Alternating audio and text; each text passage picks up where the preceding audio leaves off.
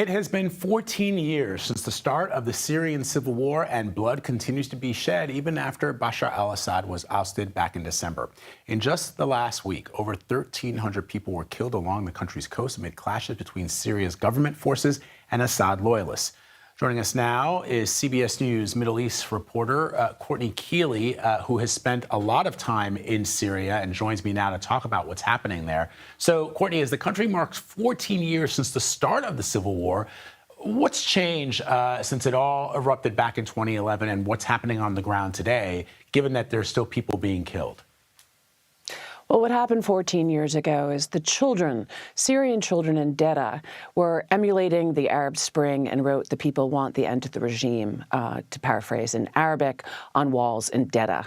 And when those children came home, bloodied, beaten, and some deceased and tortured, the Syrians finally rose up against al-Assad's government, or his regime, as many people refer to it, because it was that. And then it turned bloody, and it went on in different places. We saw the complete destruction of Aleppo and bombardment. We saw Iran and Russia play a big role in this. And it seemed never ending.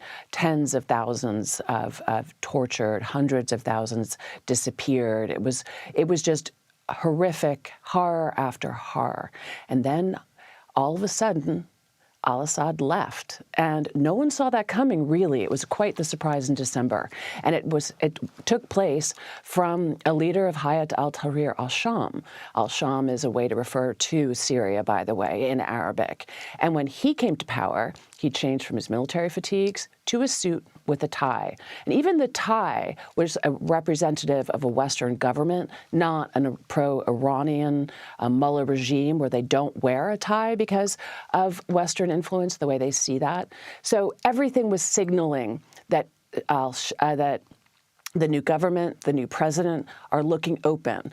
Now, we've had this fallback into sectarian violence in Latakia. That is a former pro-Assad city, still with loyalists there, still with former regimists and clearly some military left. That's on the coast, along the Mediterranean coast.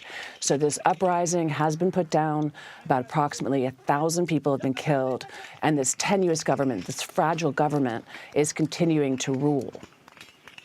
Yeah, Courtney, I recall when the war broke out, and I remember specifically when there was this little boy named, I believe his name was Hamza, who came back bloodied, beaten, cigarette butts all over his body. He'd been killed by Assad forces, and that's when the violence went to a level that we hadn't expected.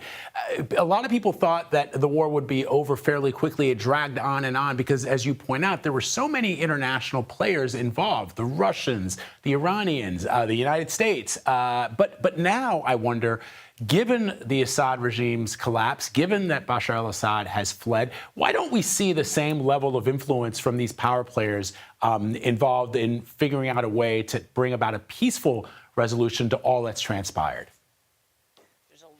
Maneuvering going on. Let's take the Russians, for instance. They were part of the bombardment of Aleppo that basically blew it into smithereens, and the people there. It was the largest exodus of refugees since World War II. At the time, people stopped counting the casualties at 500,000. Russia was a big part of that with air support. Now Russia has 2 military bases, a naval one and an air force base along the coast. They want to keep it. They've had it for decades. So they're working on keeping that because it's a key port for them and a key air force base. Then you have Iran. Iran's really gone. They said that they were there to protect the shrines, the holy shrines in Damascus, but also Hezbollah came over from Lebanon. And if you look at Lebanon, you can take a land bridge right into Syria and then Iran, and that was this Shia Crescent land bridge that had been established. That's broken now. Hezbollah's on the back foot. Iran's back to their own issues right now inside Tehran. They're not going to be a player in Syria. That is a big deal. But also the U.S., which backed and funded and trained the SDF, which were fighting against ISIS. That was going on in the north. Now, the SDF, they are going to be integrated into this new government. And then basically, so you're looking at all these people, Turkey wanting a toehold in this too.